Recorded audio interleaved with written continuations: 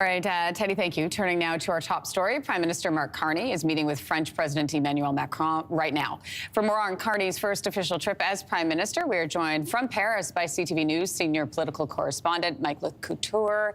Good morning to you. Okay, so we just saw Prime Minister Carney and the French President. They just wrapped up their remarks. What was said?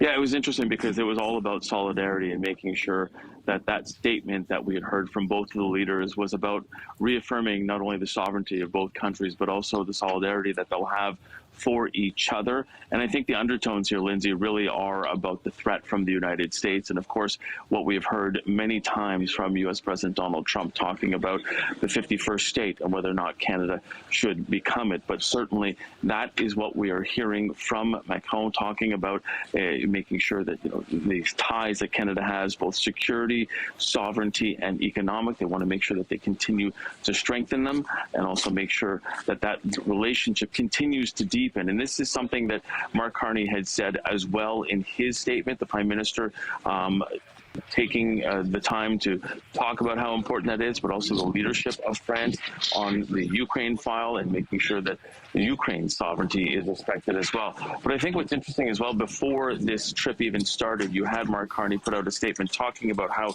making sure that they wanted to strengthen ties with our two strongest and most reliable partners. And really that is a shot at the U.S. during these times, as we know that it is unreliable at this point. The relationship with the U.S. government and the U.S. in general, unsure at this moment. And I think that is a sort of a nod to that, Lindsay. Mike, I want to ask you about a behind-the-scenes kind of question because, obviously this is huge for us Canadians to watch the new Prime Minister on his first foreign trip. What sort of media presence was there? I mean, you've been to a lot of these things. Who was around you while listening to this? Yeah, it's interesting because the first trip of any prime minister is usually very well attended by Canadian media who maybe sometimes don't go on every other trip. Just as a comparison, I was on Prime Minister Justin Trudeau's last trip when he went to London, and the plane, I would say, nearly empty. This one completely full. You had a number of media from Canada, but also representing a number of other agencies, New York Times and others as well.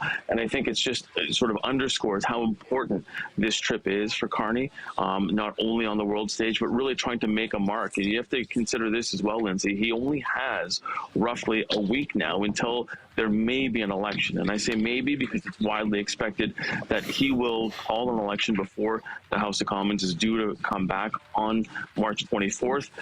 So he does have a short window to show Canadians that he's standing up for this country and that he deserves a chance at governing this country in the future. We know that the Prime Minister is going to head to London later today. What do we know about what the plan is?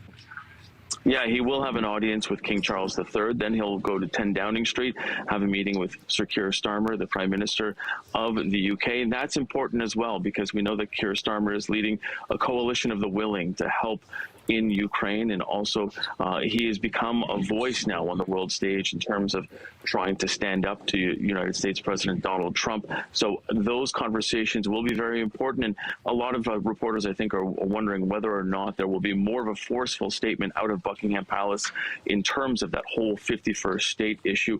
We have seen some posts on social media from Buckingham Palace talking about the sovereignty of Canada, and I think it'll be interesting to see exactly what comes out of those two meetings later on today. And then from there, we're on to Iqaluit, Nunavut, and we expect that there will be more talk about Arctic sovereignty and Arctic security as well. That is on Tuesday, Lindsay.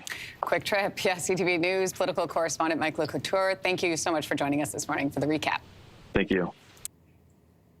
If you like that video, make sure to subscribe to the Your Morning YouTube feed, where you can find all kinds of new content posted every weekday morning.